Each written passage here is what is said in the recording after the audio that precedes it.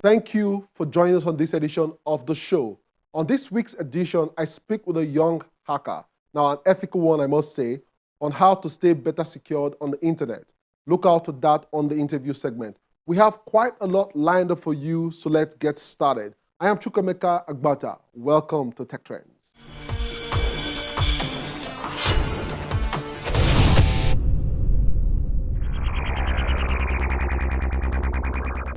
A transition to clean energy is about making an investment in our future.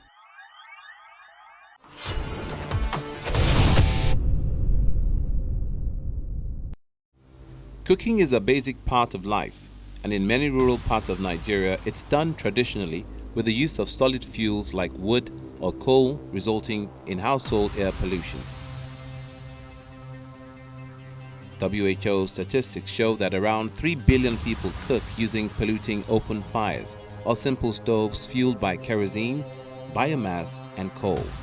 And every year, nearly 4 million people die prematurely from illness attributable to household air pollution caused by the inefficient use of solid fuels and kerosene for cooking. These worrying figures were what motivated OKSA to seek a solution that will rid the country of these traditional ways of cooking. Through his energy startup, he's developed a clean cooking power stove with a self-powered IoT system for monitoring.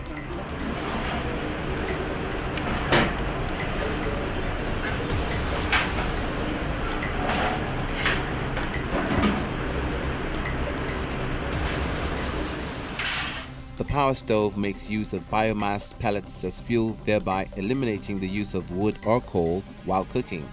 The average cooking time using a kilo of the biomass pellets is about an hour and 30 minutes. But it doesn't end there. The cook stove also has a system that converts the excess heat energy to electricity, making it an alternative source of power to charge electrical appliances and devices like phones. So in the day, the solar panel here definitely charges the battery and also gives them opportunity to use it to charge their mobile phones or other household needs. But in the night, when the sun everything has gone down, they can use power stove. They just need to on the system, plug it to the 12-volt output and connect it to the system. So that gives households 24 hours access to electricity to solve all their basic household needs. Power stove is designed to use less fuel while speeding up cooking time. It's very easy to operate because the wood pellet comes in a pack that is very easy to carry, and what you just need to do to put the quantity you need for the particular food you want to cook and the time it will take. So when you load it in the stove, you add a little kero. If you don't have kero, you can also sprinkle paper and put it inside and light the paper. By the time the paper goes down, the flame peaks. The only difference is that if you use paper, you see more smoke. So once the paper and the kero burns finish, between 1 to 3 minutes, you get your best flame. And that is very easy. And we also took it a step further to make sure that people who are cooking with power stoves works with it with confidence of safety in mind. So our stove, if for whatever reason it falls off from the surface it's placed, the fire goes off and smokes. So it doesn't explode like you get when you use gas or kerosene. So that's one of the things we also consider to make sure that the users feel comfortable with what they are using, and we make sure that lives are not placed at risk. Bearing in mind Sustainable Development Goals 4, 5, and 7, OK is determined to solve social issues associated with cooking. One is access to clean energy for cooking and lighting. We're solving that problem in last mile communities. We're solving access to gender inequality. Our culture is biased towards women taking care of the kitchen, cooking, and gathering fuel and etc. But that also puts them in the harm's way. So what we are doing is that we're giving them an alternative to make sure that they don't need to take that risk again. We are providing access for children to complete their education, their homework, by giving them access to lighting points. So when they come back from school, they can be able to continue their night activities even when the dark night has fallen. So we're improving access to quality education. Like every other startup, there were hiccups faced on Okay's entrepreneurship journey. Our first challenge was power. You know, electricity is a challenge. When you want to do manufacturing in Nigeria, people can now come to terms with the magnitude of the problem. The second problem we have when we started was appreciating our product. You know, we're in an environment that when you start a new product and the face is a Nigerian, they tend to have a lot of bias, you know, quality control, you know, etc. So it took us almost 2 years to convince Nigerians that Power Stove is here to stay, and we are out to provide them with a quality product that is competitive with any other products you can source elsewhere. Manufacturing is capital intensive, is asset heavy. If we want to increase our production, say from 1,000 to 2,000, we'll need an investment of almost $100,000. So if you go to local banks, they'll ask for collaterals. And we don't have collaterals that have CFO and etc. We're a startup. And you know you need to provide a collateral of over 300% of what you are picking. So it was a challenge for us to get such funds to scale. You know, but we found a way around it by going outside Nigeria to get funding to increase our capacity. There are different health risks associated with household air pollution, and Okay's Power Stove, which doubles as an energy source, could be an efficient way to provide affordable clean energy for people.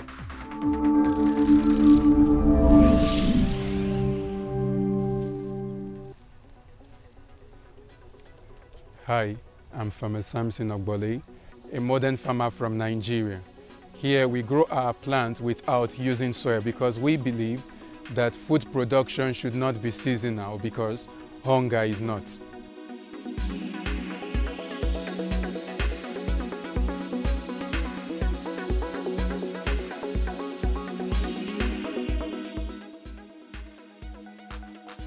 These are labs, but they aren't just any kind of laboratory.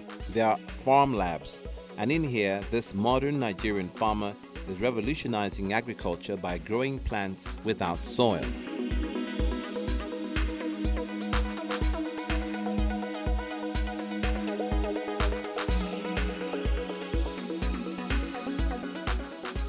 Well, while one can easily get carried away by the amount of plants and greens around, the method of producing them isn't the same as on a regular farm. The technology that we are looking at was something to ensure that food production was not seasonal, was not a season-based thing. So we needed to understand why was it that traditionally the food production had always been seasonal. We realized that it had to do with first a change in weather pattern per time, and this change in weather pattern would also go ahead and affect the soil, which would affect its ability to support the growth of plants. So we needed something that we could use to bypass, in quotes, that obstacle. And with that, we realized that the safest method was to go for soilless farming, a way to ensure that we could grow our plants without using soil, vis-a-vis without depending on the weather to grow our crops. So when we say soilless farming, in simple terms, is growing plants without soil. And to understand how we are able to remove the soil part and replace it with non-soil, we need to first understand the role of soil, the function of soil. Now, soil traditionally has three functions for the plant. One is to give support, structural support to the plant. Number two is to help in what we call water retention. And number three is to help in aeration. Now, once we understood these basic facts about the functions of soil, all we needed to do was look for materials that can play similar roles, but it is not soil. So today we can use things like rice hull, that's the rice bran, shaft from rice. We can use things like coconut coir. We can use things like vermiculite and perlite from rock. We can even use things like water and just create a structure to hold the plant in place, and the plant will still grow. With a background in biochemistry, Samson merges his passion for science with agriculture, using a system called hydroponics, a more sustainable method of farming. Hydroponics is basically growing plants without soil in a substrate-rich medium. Now, hydroponics has different types. Aeroponics is a type of hydroponics. So when we say aeroponics, it simply means that we are growing the plant in a nutrient-rich medium where the roots of the plants are suspended in air. We are not doing that here at the moment because of light constraint. So in aeroponics, we require 24 hours light. And because our light is awesome, so we had to look at the economics of every technology. So now we are focused more on hydroponics first, the substrate-based hydroponics. With this unconventional method here in Nigeria, crops can be grown any time of the year using minimum resources.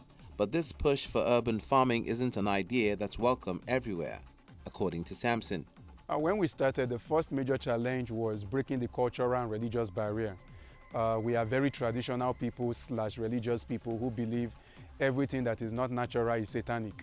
So there was the first major barrier of getting people to understand that this was not anti-cultural, neither was this anti-religion, irrespective of the faith that you believe. And after that, the second part was trying to adapt the technology to our reality so that we do not have, so it's one thing to see a technology that works abroad, it's another thing to adapt it to our reality. And then the third step was what we call ABCD, asset-based community development, which is a way to have a system that you can use by using locally available materials to ensure same results. So it's not about importing sensors, importing this and importing that. Instead, understand the principle, then look for materials that we have locally available to ensure easier adoption. And we realized that that went a long way, because when we started initially and you had to import a whole lot of things, people saw it as foreign. And whatever we see as foreign when it comes to technology, we tend to see as expensive.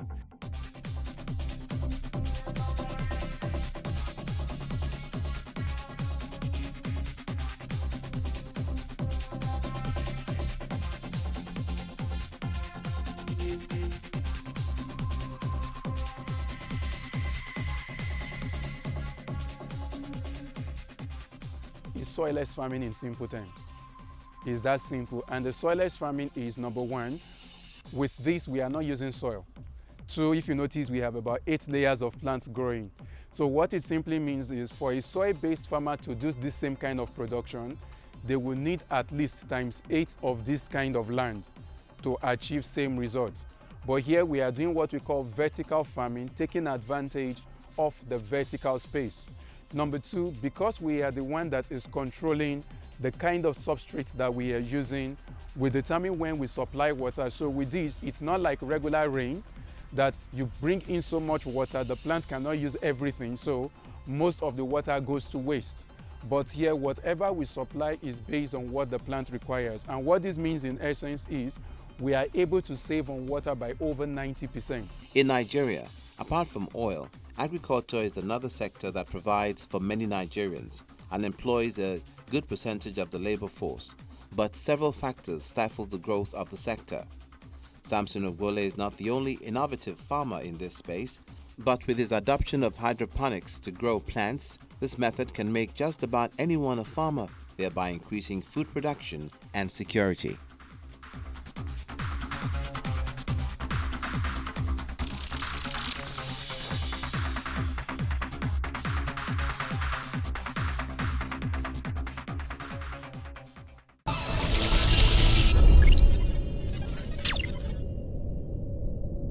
Statistics from Cybersecurity Ventures predicted there will be a ransomware attack on businesses every 14 seconds at the end of 2019 and every 11 seconds by 2021.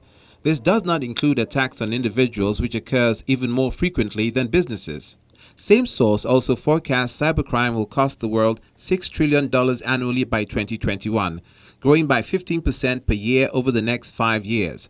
By 2025, the figure is expected to reach $10.5 trillion, up from $3 trillion in 2015. The latest prediction is that global ransomware damage costs will reach $20 billion in 2021, which is 57 times more than it was in 2015. This makes ransomware the fastest growing type of cybercrime. Cybercrime is the greatest threat to every company in the world and one of the biggest problems with mankind. In 2020, there was a need for an ecosystem of remote work to avoid the COVID-19 pandemic, causing an increase in cyber attacks and breaches. Some governments, organizations, companies, and even individuals were not prepared for the digital makeover, so most paid a heavy price for such attacks. As the global cyber surface expanded, Hackers took advantage of the gaps in new remote work environments. They stepped up their game and expanded their attack surface to unsuspecting and unprepared environments. Now that working from home has become commonplace, governments, organizations, and individuals need to secure their access and step up security tools to prevent a hack on their networks, because no matter how advanced their defenses are, hackers are continuously devising new methods to get more sophisticated as they gain access to confidential data. Joshua, glad to have you on the show today. Thank you so much for having me.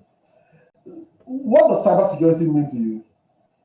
All right, so as we all know, the world is already in a digital form, is in a digital age, and so we need the cybersecurity to protect these digital assets, the infrastructures, the technologies, the processes, and the people that are using this technology. The cybersecurity is more than that, but at least it encompasses these three things I've mentioned.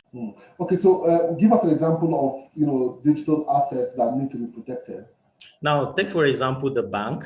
The bank uses technology to run everything whatsoever we're doing, maybe making transactions or deposit. And so think about it that whenever you put your money in the bank, you have your whole sweat, you put it in the bank. And so the criminals are actually after the value that is in the bank. And so they can actually put in their efforts to ensure that this money that is in the bank are actually taken away. So cybersecurity is about protecting what you have in the bank. Organizations run most of their information whatsoever they're running via technology. Their information are stored digitally. So if such information is not really protected, it can be attacked or used whatsoever method they want to use to do it. Ransomware is also there. The attackers can actually send a ransomware to the bank or whatsoever organization, and then getting your files back or whatsoever will be very difficult for you unless you pay a ransom. And if you don't have that ransom to pay, you will be really dealt with. So cybersecurity is all about the proactive measures that are being implemented to avoid all these kind of circumstances. You understand? Speaking about ransomware, recently there was a major ransomware attack on the U.S. Gas pipeline. And that caused fuel scarcity. How worried should Nigerian businesses be about, such a possibility? Awareness is one of the things that's really killing us in Nigeria, because how many organizations have actually read and understood the risk or the fortune it cost this U.S. government to be able to put the attack that was carried out. So we need to be aware of the things that are really happening, the value that are being placed in our data and information. We don't really value information. We don't value information in Nigeria, and that's why such things are still happening. So when we value information, when we value the PIIs we have, the informations of people, it will be very difficult for the attackers to gain, because you already have the idea of how costly our data are. Joshua, would you classify yourself a cybersecurity expert or a hacker? What would you classify yourself as? Actually, I'm a cybersecurity student, but a very passionate one. I'm also a cybersecurity expert per se, because we've been taught a lot in our school, the way attackers work, the way we need to countermeasures we need to use, and all of that. So Joshua, I'd like to know, how easy is it to hack a phone or a computer? Now, I know you have told me you're an ethical hacker, and I agree and I believe you, right? But I just want my viewers to know and understand that, some things, people expose themselves too much. So, take it on, share with us. All right, cool. It's as easy as opening a PDF file. It's as easy as opening a PDF file, because, hacking is a skill and it's very easy. And once there is what we call exploits, there's what we call payload. Payload can be embedded in pictures, payload can be embedded in MP3, payload can be embedded in Microsoft Word document and PDF, whatsoever file format at all. And immediately you open it on your phone. Maybe you have been sent an email or anything, and it can be an email, it can be an invoice, and it can be a letter of employment or anything. And once you open it, if proper measures are not put in place, immediately you open it via your phone or your PC or whatever means at all, it will give the other person, that's the hacker or the attacker, an access to your device. You understand? So there's what we call meta session. It will open and everything. The person can snap you, the person can record your voice, the person can take your video, the person can check your call logs, your messages, and all of that. You need to be careful of whatever you're opening, the PDF files and whatever you're opening. And guess what, Joshua? I always have my camera cover. It's always activated. Actually, I also have one here. Because you don't know when and where it will happen. So you need to be at alert. And I also hear that there is also the mic cover where you also block the microphone so that your voice will not be late. Yeah. Okay, interesting one. Let's go to social media, right? A lot of people today, their lives are on social media, right? What's your take on that? I mean, social media is where the main information gathering starts from. We have stages of ethical hacking or hacking, whichever, and there's what we call information gathering and reconnaissance. And the information that are publicly available is where we start from. You understand? So if you post that you are having your birthdays on 17th, and as an arm robber or whichever I am, I can say, okay, on 17th, this is where she's going to. She's traveling to this place on 18 or whichever. You understand? So this our friend will be there, or maybe even your friend, because cybersecurity really is everybody's concern, and it's just like an hygiene. Once you don't take care of your cybersecurity, your cyber hygiene, you might affect other people. So if your friend posts that you are having a birthday party at the poolside in so hotel, and then of course they will know that you will be there, definitely. And you post it, the attacker gets information, it starts gathering information. You understand? So it's as easy as that. You snap picture and your ATM card is showing a bit. I mean, nothing is really secure 100%. We don't have 100% security yet. So posting on social media should really be limited. Don't post anything sensitive. If you're not adding value to people on social media, your post should not go out. Joshua, what university are you, what level are you now? I am in the Federal University of Technology, MENA, studying cybersecurity science. I am actually in my final years, 500 level. Interesting. We wish you all the best. I know on the future edition of the show, I will want you to do a demo of how a phone can be penetrated. Hope you'll do that. Sure, definitely. I'll be glad to do that. All right, Joshua, it's been a pleasure chatting with you today. I wish you all the very best and keep building. Thank you. Thank you so much for having me. It's a pleasure.